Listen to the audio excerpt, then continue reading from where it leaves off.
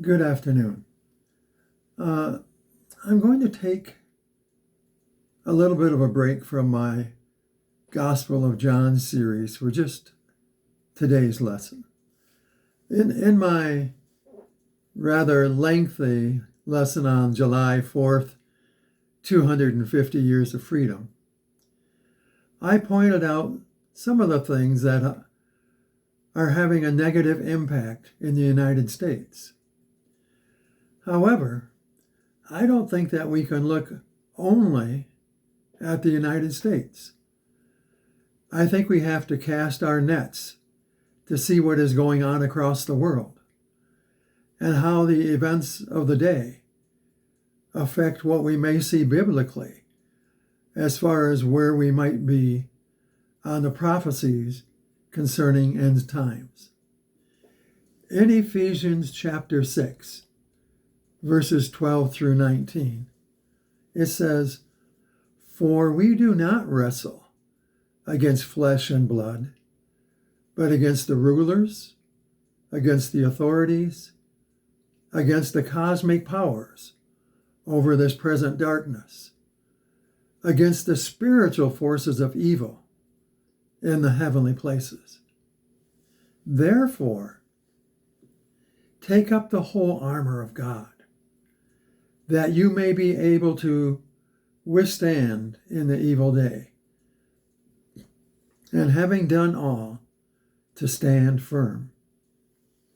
Stand therefore, having fastened on the belt of truth, having put on the breastplate of righteousness, and as shoes for your feet, having put on the readiness given up by the gospel of peace in all circumstances."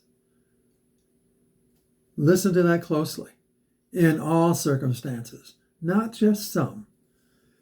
Take up the shield of faith, with which you can extinguish all the flaming darts of the evil one.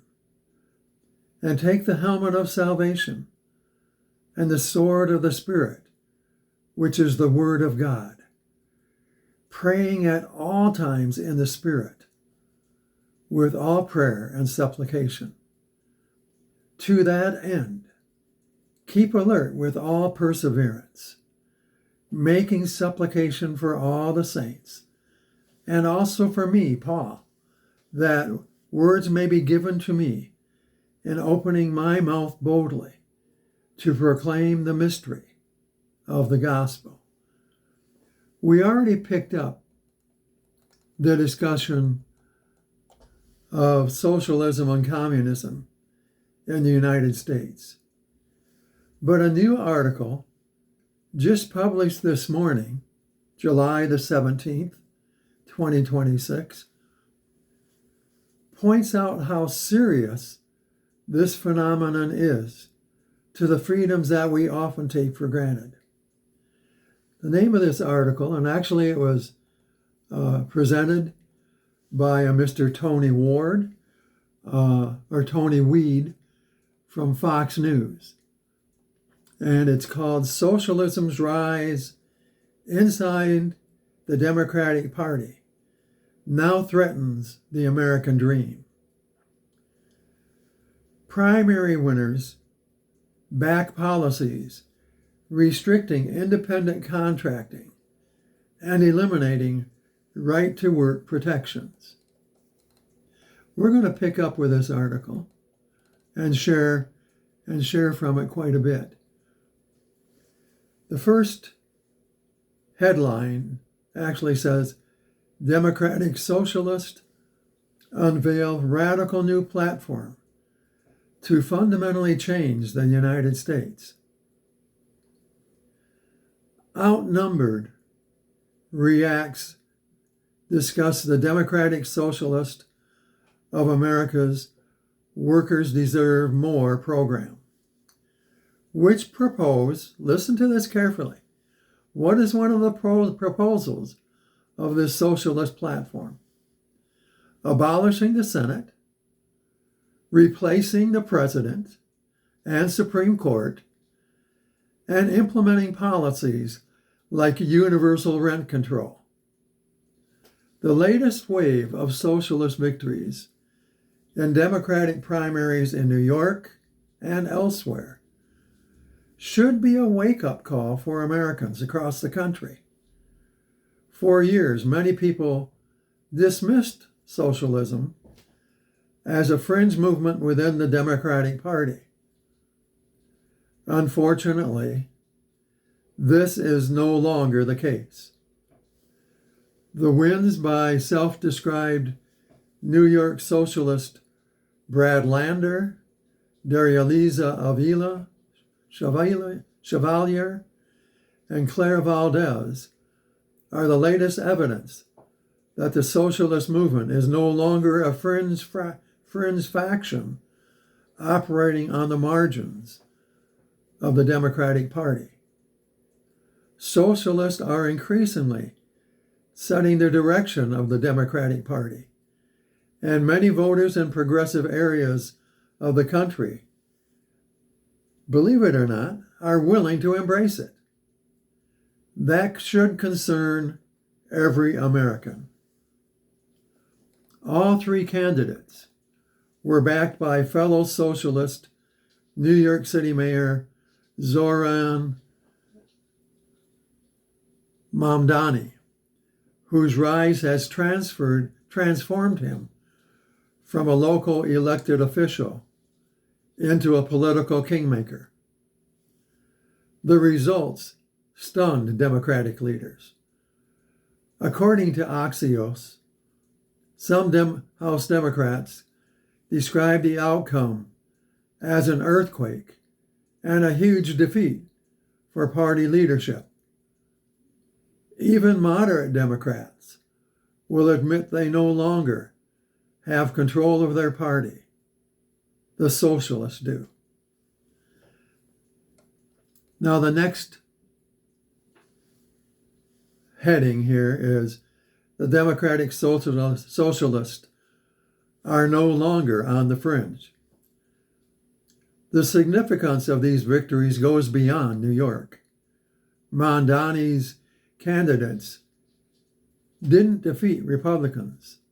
They defeated incumbent Democrats and establishment-backed candidates in districts where the primary effectively decides the election. The result will likely add more socialists to Congress and further pull the Democratic Party to the far left and even further away from the mainstream American politics. Rising far-left New York Democrats, Darya-Liza Avila Chevalier, Claire Valdez, and Brad Lander are redefining their party. Michael S. Santiago, Getty Images. Michael Nagel, Bloomberg, Getty Images, and Adam Gray took some of the pictures above of the three prominently mentioned winners in New York. Voters shouldn't just be concerned about the label, but even more about the policies that come with it. The policies championed by today's socialist movement would affect how Americans work, start businesses, save money, and pursue economic opportunity.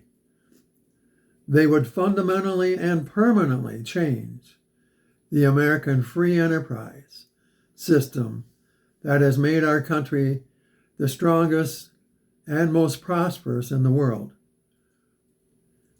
And the author of this piece says, as a former small business owner, I find this to be especially alarming. We don't help businesses by making government bigger. We help them by getting out of the way.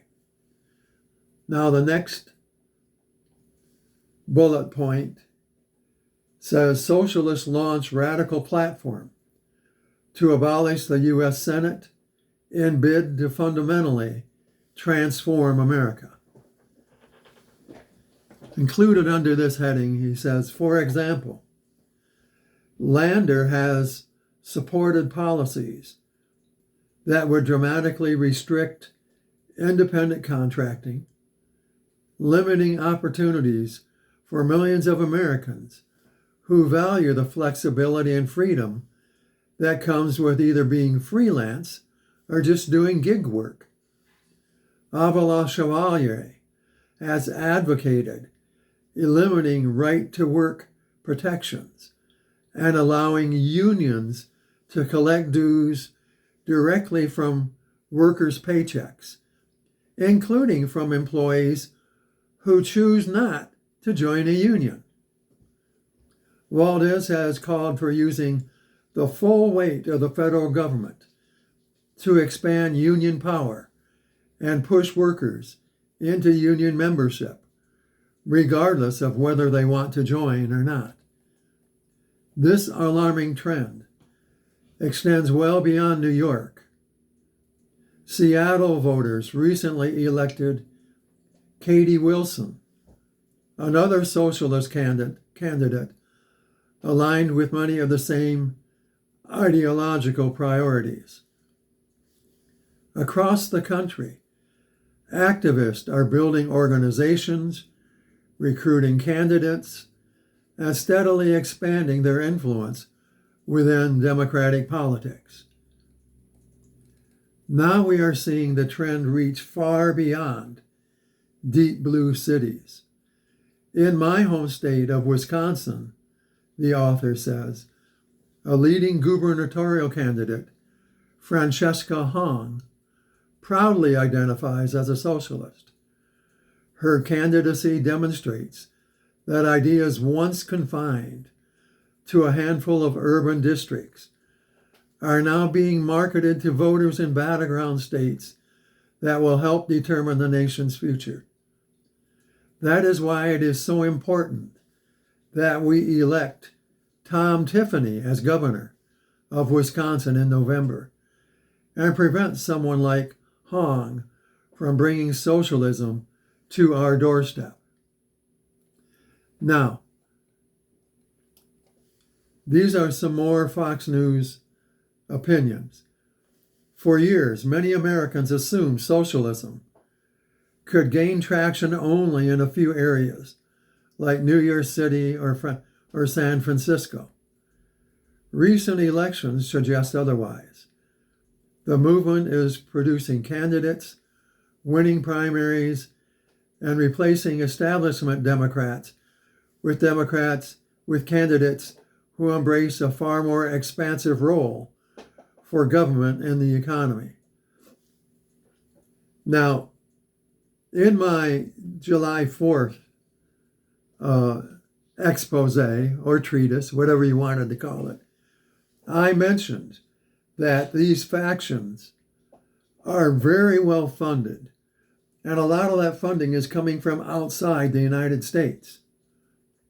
And why we allow it to continue is beyond me. We should put a stop to it. I know voters in my district and across Wisconsin do not want to follow the same dangerous path we have seen in many coastal cities, and we must do everything we can to prevent that from happening here. If we do not put a stop to this radical left ideology now, it will come to our neighborhoods next. Americans who value economic opportunity, more choice for working Americans, and free enterprise should pay attention. What happened in New York was not an isolated event. It was another sign that socialism is becoming the defining direction of the future of the Democratic Party. And this article was written by Tony Wide. He is a former small business owner, and he represents the 8th Congressional District of Wisconsin. and he is a Republican. Granted, this article represents one person's view of what he sees as a disturbing trend. I think that he sees the deeper fundamental issues that the far less progressives pose to this country. I pose the question, is communism fundamentally atheistic? This is where I see the real danger of the socialist communist intrusion into our society. I think you'll be surprised by AI's response.